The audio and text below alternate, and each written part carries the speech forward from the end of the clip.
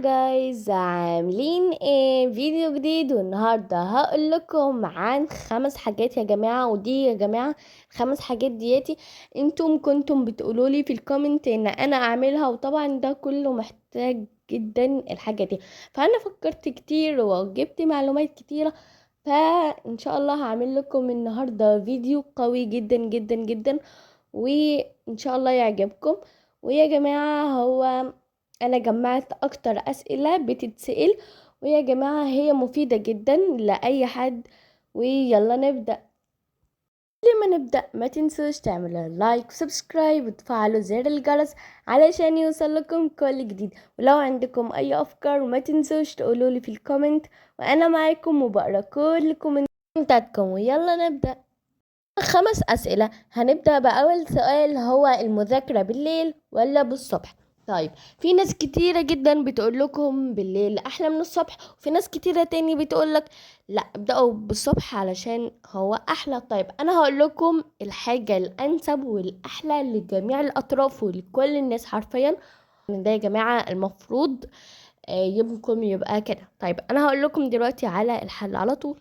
يا جماعة بصوا، في ناس بتقول الصبح علشان كم وقت كتير جدا جدا. يعني مثلا الفجر كده تصحوا، يعني عارفين هيبقى لكم روتين وكده. لكن في ناس كمان بتقول لكم بالليل علشان بيبقى فيه هدوء اكتر، والناس كلها بتبقى نايمة وكده.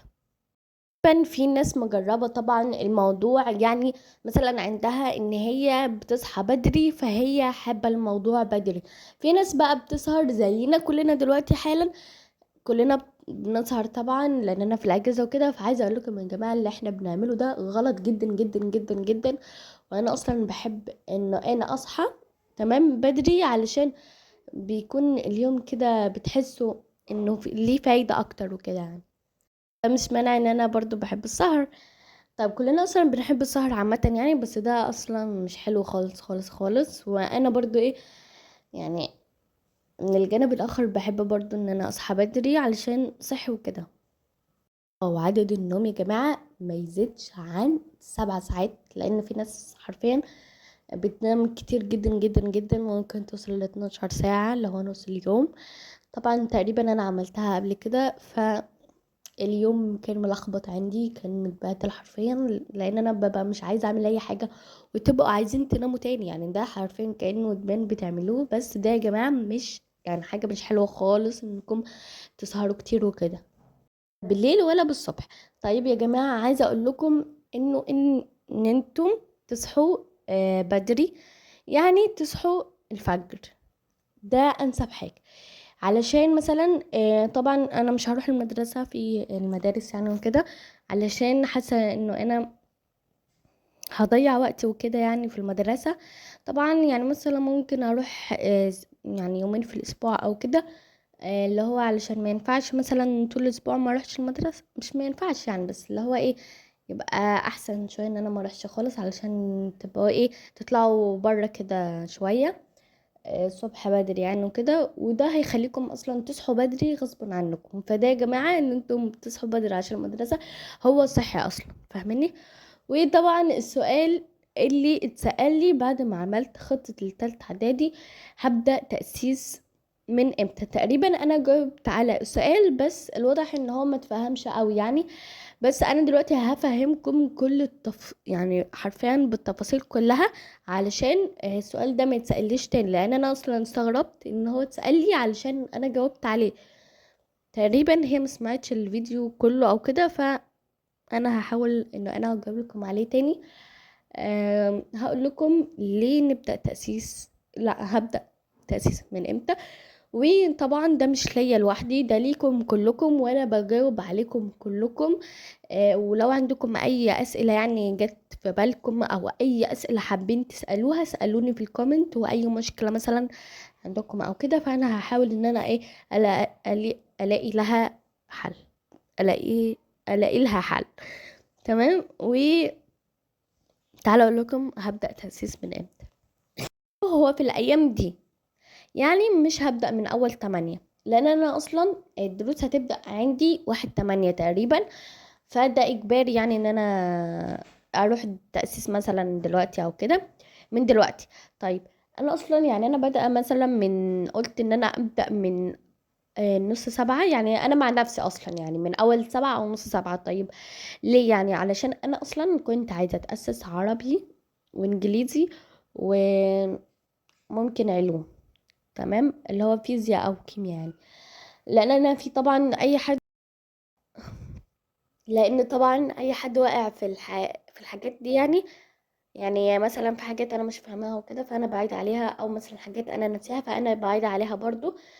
فده برضو ايه مهم جدا انكم تعيدوا. طيب هنبدأ من امتى؟ ابدأوا يا جماعة تأسيس من اخر سبعة. طيب انا اصلا عملت ليه السؤال ده كله؟ لانه في حد بيقول، كان في واحدة بتقول انه لا يا جماعة ابدأوا من دلوقتي علشان المنهج نزل وانتم هتتأخروا ومش عارفة ايه وكده. فانا عايزة اقول لكم على حاجة، انه احنا اصلا هنبدأ بدري شوية، اللي هو اصلا من اول 8. احنا معانا لغاية شهر واحد اصلا، اللي هو تقريبا نص واحد، اللي هو معانا مثلا نحسبها من 8 لشهر واحد. معانا وقت كتير قوي قوي قوي قوي، فاهمني؟ يعني مثلا تقريبا 5 اشهر، مثلا 5 اشهر كده في، يعني في منهج مثلا ده كتير قوي. انت لو ذاكرتوا مثلا كل يعني درس من كل مادة، يعني مثلا مادتين اهو، ذاكرتوا من كل مادة درس، فانتم خلاص هتخلصوا بدري خالص. يعني حاجة برضو ايه مهمة جدا، اللي بيقول ان احنا لازم نبدأ بدري او كده، لا مش لازم على فكرة. لو المنهج بقى يعني عادي، يعني معاكم مثلا من أول 8 ونص، 8 9 عادي، بس مش آخر 9 كده، ها ما تاخدوش راحتكم قوي يعني. طيب ومعانا السؤال اللي هو ايه، مدة المذاكرة قد ايه، او عدد الساعات يعني اللي بنذاكرها في اليوم.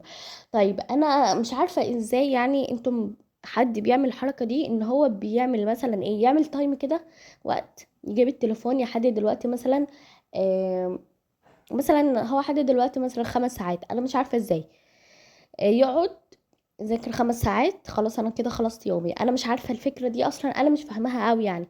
بس انا هقول لكم الحاجه الصح اصلا. ليه اللي بيعمل كده؟ محدش يعمل كده يا جماعه. ليه؟ علشان مثلا انتوا مثلا عندكم مادتين هتذاكروها النهارده، مثلا الماده دي يعني الدرس ده عايز يتذاكر مثلا في ساعتين، فانتوا هتذاكروا ساعتين، يعني مش هتاخدوا من ال5 ساعات اللي انتوا عاملينها. حاجه اصلا مش يعني مش كويسه ان انتوا بتعملوا الحركه دي. يعني مثلا الدرس ده ساعتين، فانتوا عادي ما تحددوش الوقت اصلا.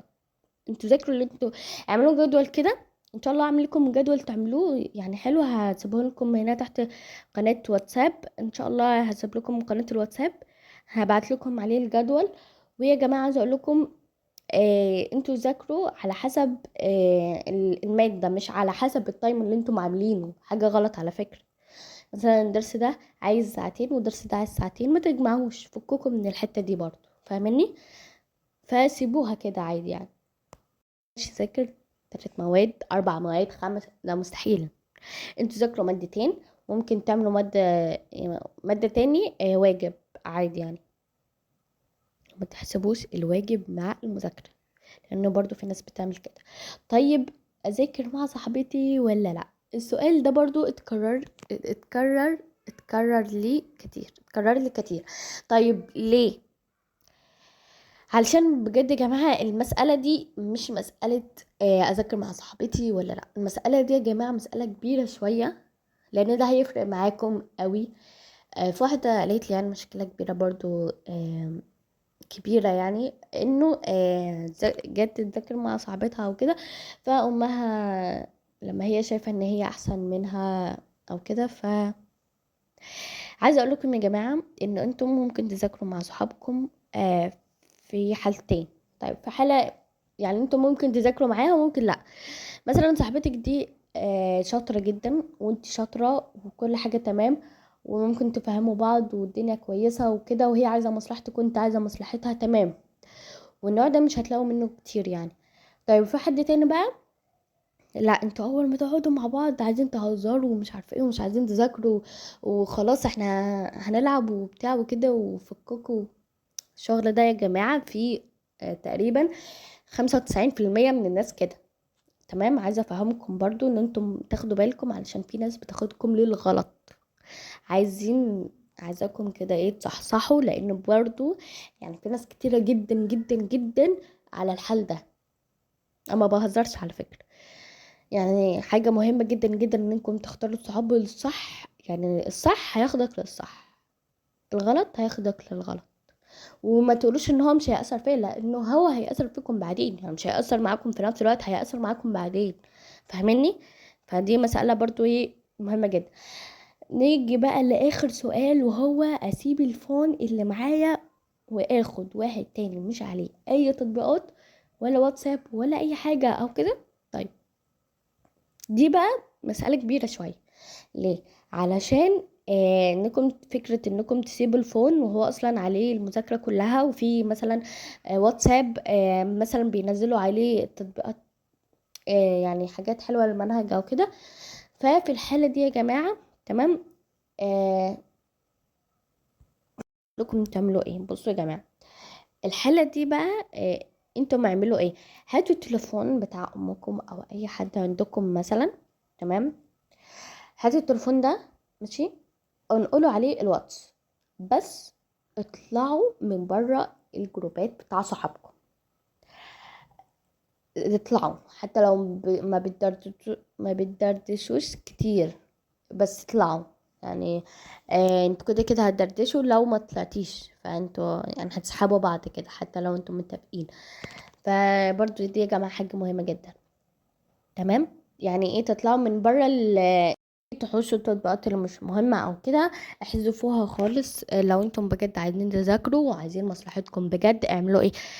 مثلا اهو التليفون معاكم، وحشوا التطبيقات اللي فيها العاب، لا اللي هي الالعاب نفسها، تمام، وحشوا التطبيقات دي، ويطلعوا من بره الجروبات اللي بتدردشوا فيها مع بعض او كده.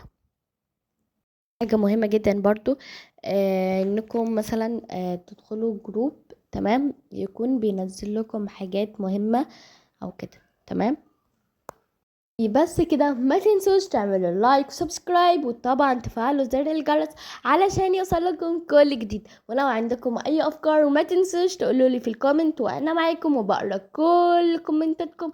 ولو عجبكم الفيديو، ما تنسوش تقولوا لي افكار في الكومنت، وانا معاكم. وان شاء الله لو عندكم اي مشكلة انا ممكن احلها لكم في الكومنت. وبس كده، بحبكم جدا.